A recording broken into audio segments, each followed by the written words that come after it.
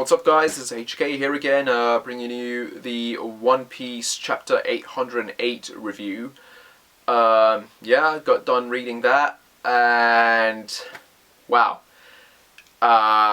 Very weird and confusing chapter. Basically, again, it's a mix of flashback and present time, and it begins with where we left off last time, with the giant ass mammoth breaking through the doors and attacking the Mink tribe.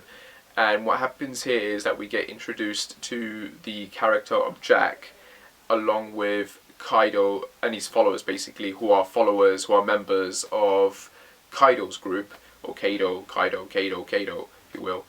What's funny about this chapter really is who Jack is, because it's so weird and unexpected how they introduced him in this, and it just doesn't really make sense, or it does. And obviously this part of the story is going to get developed as it goes on, obviously. But yeah, it was just weird. Basically, what happens is we get introduced to these villains, if you will.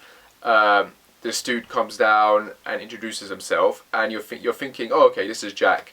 But then he turns to the mammoth and refers to him as Jack, and they are on during the flashback. The mammoth ends up wrecking crap. Like, he ends up destroying everything and talking as well to these people. And that's when I realized, holy crap, the mammoth is Jack. This dude, whoever Jack is, he could transform into a giant ass mammoth. And I'm just reading this and I'm thinking, what? Like, that was unexpected and surprising in a weird, cool kind of way. Jack's power is basically turning to a giant mammoth, because you see the other members, who are called gifters or grifters or something, and they all start turning into like different animal parts, like their arms turn into crabs, and another member's arm turns into tentacles. So obviously these guys have their devil fruit ability, I imagine, is similar to the devil fruit that Momo ate. You know, the one that Don Flamingo was creating, I guess, like these man-made devil fruits. And I guess these devil fruits can turn people into various different animals. But, you know, if you have control of the power, then I guess it means you can change certain parts of your body to that part of the animal. But in Jack's case, he turns himself fully into a giant-ass mammoth, which is just, like I said, unexpected. We don't see his human form yet, and I'm thinking there's a reason why we don't. Because when you look at his hairstyle, the way his hairstyle is designed, it almost resembles Weeble. You know Weeble, the guy who's the big ass guy who got introduced a few chapters back, going around declaring himself the son of Whitebeard? I am 100% certain that he is not Whitebeard's son. I've got my own reasons why I think that, because one of my main reasons is I honestly suspect or think that, or I don't know, no one's ever brought it up or mentioned it, but I swear to God, Whitebeard is meant to be gay. That's the impression I got. So that's why I believe that there's no way in hell he Weeble is his kid. But this Jack dude, who's like, just the hairstyle, that it really resembled Weeble a tiny bit. So I'm wondering if that's the connection there that we're meant to get from that. So meaning that Weeble is possibly Jack's son. So we don't know, obviously, but there's also a reason why we didn't see his human form, and why we saw him in his mammoth form, to get the idea that this dude is very strong and that. And yeah, he just wipes the floor with the Mink tribe, and there's a reason for that. Why? It's because they're looking for someone. They're looking for Kaizo, the ninja dude that the samurai guys are looking for. And the Minks they're there, and they're trying to explain to them that this dude is not here. You got the elder coming up and telling them, we're not liars.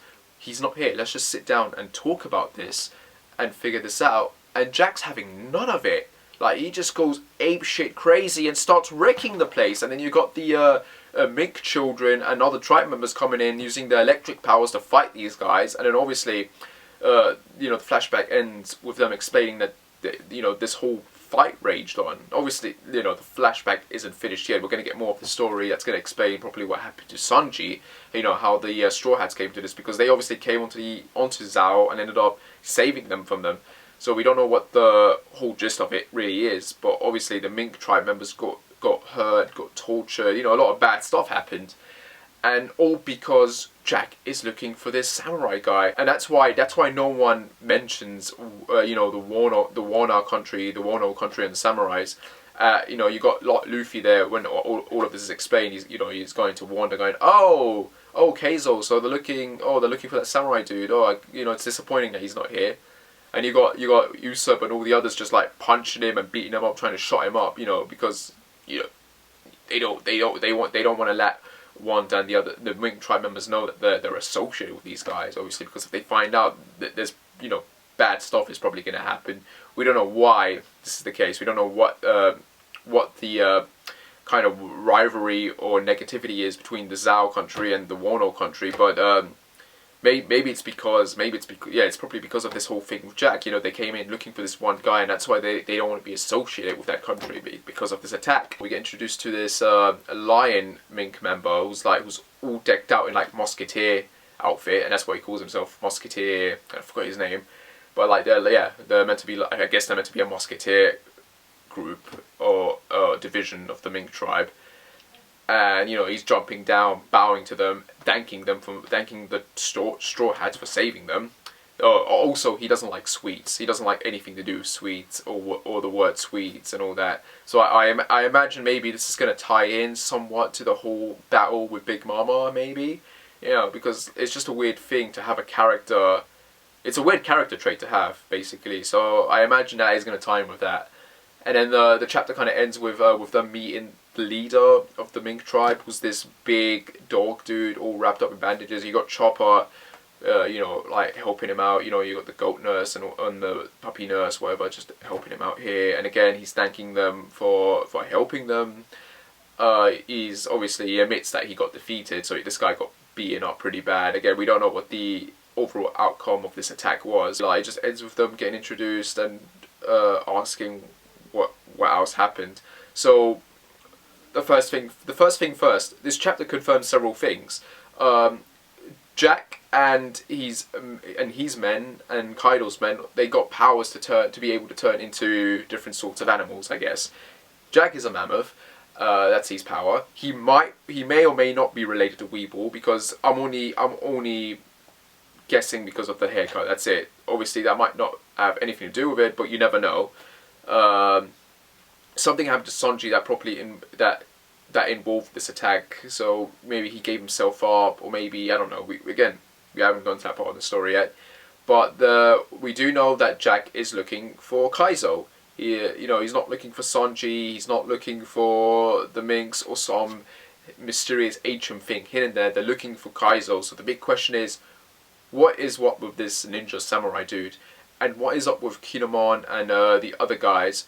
Because obviously they're connected to Kaizo and they're looking for him, but they obviously have a big reason why. And this is all probably going to tie into the story with Jack and them lot.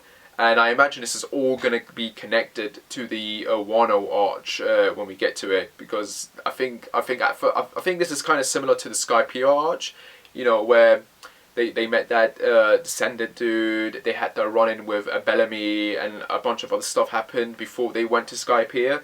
So I imagine it's going to be similar to that. This is kind of the little mini arch that we get first, that's going to introduce all of these different elements that are going to tie into the Wano arch. And then we're going to get to that and then see the bigger picture. So yeah, it's all going to be interesting to see how this all turns out. It's very crazy, very like, what the hell. But yeah, overall it was a decent chapter. If anything, it was just more explaining and that, and setting the story up, if you will. We still don't know what happened to Sanji and what the overall outcome of this fight was, but we're going to get to it again. Obviously, this whole volume, or arch, if you will, seems to be backstory. So we're going to get into that. But yeah, overall, I liked it. It was nice.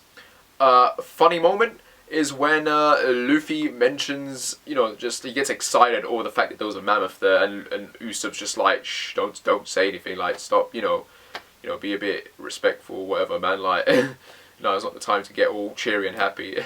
But yeah, overall, nice chapter, I liked it, so give it a read. And can't wait to read the next one. Overall, anyway, like, subscribe, whatever. I hope you like this review and the quality of it. I'm just getting used to using my camera and everything, if you will. I'm not very good at talking towards the camera and doing reviews. I tried that before, it never really worked out well, but I'm trying my best here, so I hope you guys enjoyed it. And again, slowly work my way up in making better quality videos. But yeah, this is just a nice step, you know, I'm taking it bit by bit. Anyway, again, hope you liked it. Like, subscribe, whatever. I shall see you when I shall see you. Take care and bye. Oh, and happy Black Friday.